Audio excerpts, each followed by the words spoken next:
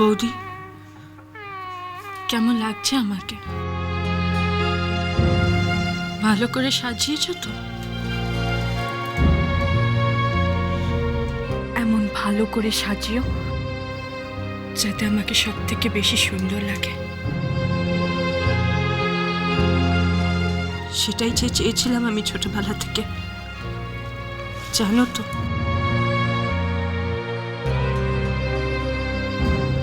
আজ আমার জীবনের সব থেকে বড় দিন। এই বিয়ের দিনের জন্য যে আমি কবে থেকে বসে আছি। আজ আমার স্বপ্ন পূরণের দিন।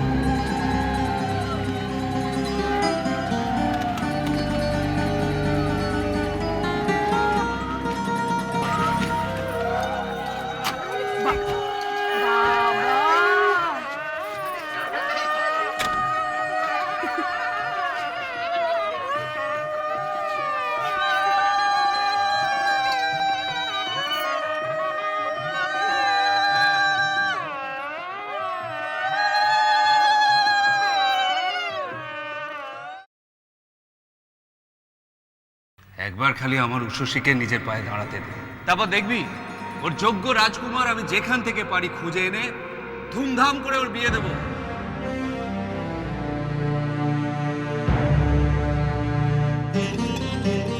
সুজন মিত্র, চিত্রা মিত্র। হ্যাঁ, ওনারা এখানেই আছে। আমাদের তরফে সফল করতে চেষ্টা করেছে। চিত্রা মিত্র লেখো না, একটু Chitra Mitra. I am so sorry. তুই তো এখানে আসার আগে এক্সপায়ার করে গেছে। I am so sorry.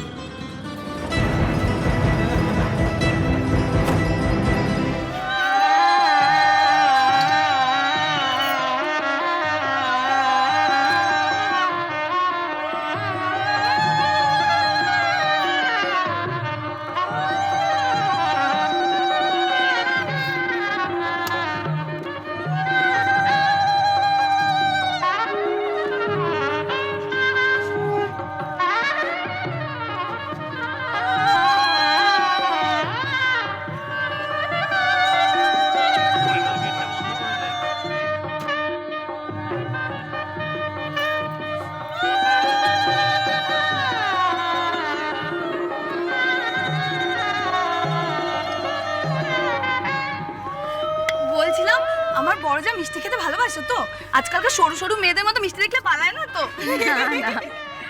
Ushasi মিষ্টি খেতে ভালোই বাসে। শুধু মিষ্টি ভালোবাসলেই হবে, এখন তো মিষ্টির কারিগরকেও ভালোবাসতে হবে, তার সাথে সংসার করতে হবে তো।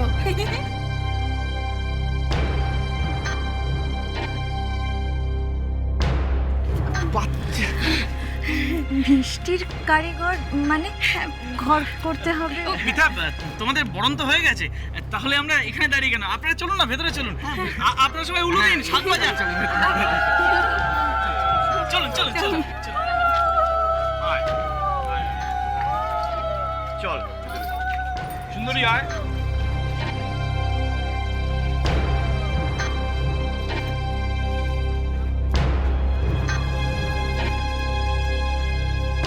তুমি আমাদের বড় বৌদির বৌদি না? হ্যাঁ হ্যাঁ। তুমি? আমি সুন্দরী, ওই বাড়িতেই থাকি, কাজ করি গো।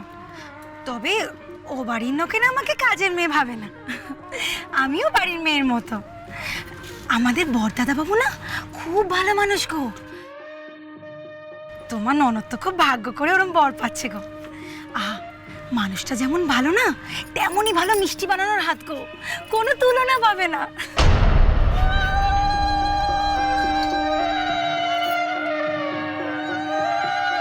আমাদের তল্লাটে তো সবচেয়ে ভালো মিষ্টির দোকানটা বড়দাদা বাবু।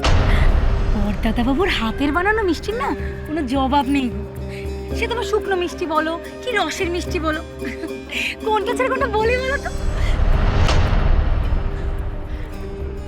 শোনো না, বড়দাদা বাবু মানে নিশীথ বাবু?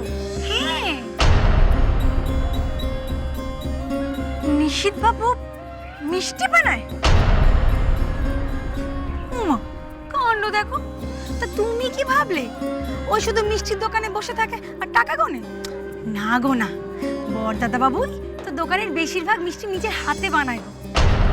দিন রাত তো ওই দোকান নিয়েই পড়ে থাকে। সেই কবে কোন কালে জানো, মাত্র 14 বছর বয়সে লেখাপড়া সব শিখে তুলে দেয়, তখন থেকে দোকান দেখছে। আমাদের ওই তল্লাটের না বড়দাদা বাবু হচ্ছে সব থেকে বড় ময়রা।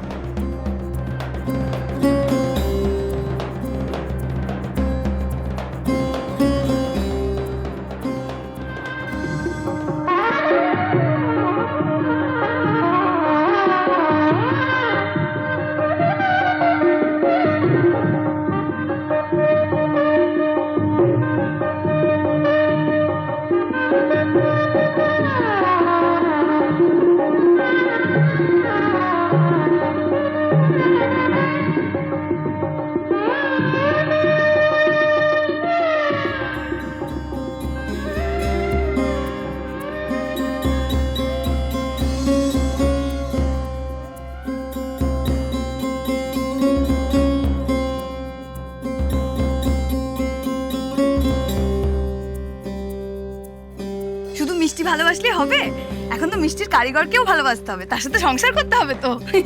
আমাদের ওই তল্লাটের না বড়দাদা বাবু হচ্ছে সব থেকে বড় ময়রা।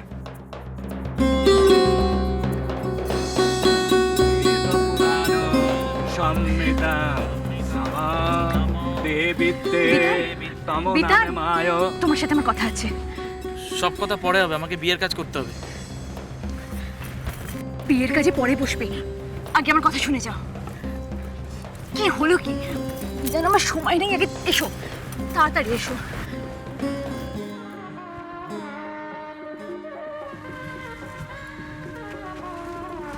এসো।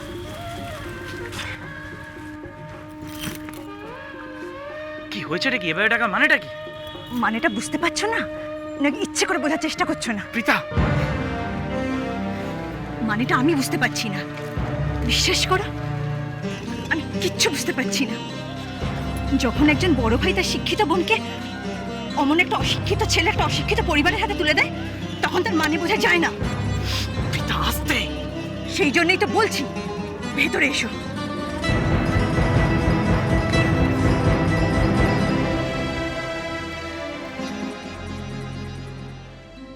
তোমার হাতে সব কিছু দিয়ে দিয়েছি ঠাকুর,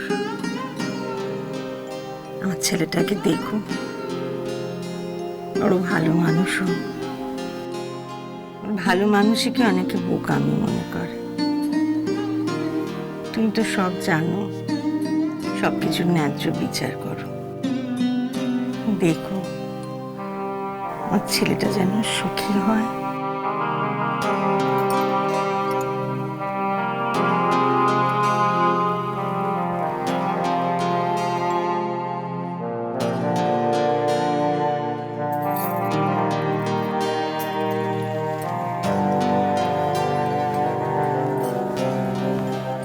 নতুন বউ, তুমি এখানে? উফ, আর আমি তোমাকে সারা বাড়ি খুঁজে খুঁজে মরছি। তা হ্যাঁ গো, এখানে এসে বসে আছো কেন? সবকিছু ঠিক আছে তো? মানে বেঠিক কি দেখলে তুমি? না মানে বলছিলাম কি, যতই হোক মনটা তো একটু খচখচ করে নাকি? ওই মেয়েটার তো এখন কাল ওষুধ চলছে, তার মধ্যেই তুমি তাড়াহুড়ো করে এখন একটা অন্য মেয়ের সঙ্গে না? তাড়াহুড়ো আমি কিছু করিনি ফুলবো, পুরুত মশাই যা বিধান দিয়েছেন সেই অনুযায়ী কাজ করছি। হ্যাঁ বুঝলাম, কিন্তু তাও যদি একবার এত কেন চিন্তা করছো বলো তো ফুলবো? তোমাদের আশীর্বাদের হাত তো রয়েছে আমার ছেলেগুলোর মাথার উপর।